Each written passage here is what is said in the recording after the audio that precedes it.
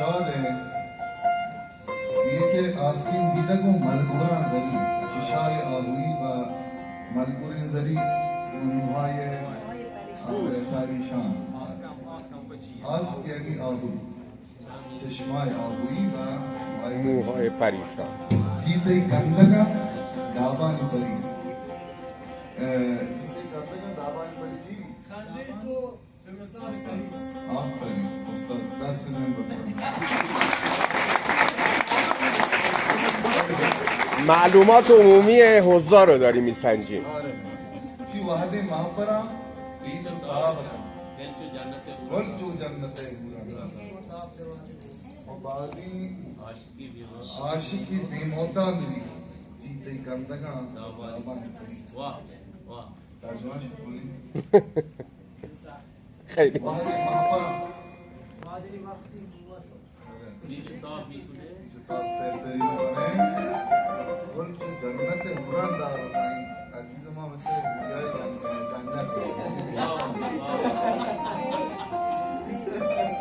بعضی عاشقی بیم ہوتا میری خیلی از عاشقا بدون مرگ میمیرن و جیواتی جیتایی کندگا دابانی پری کنده های تو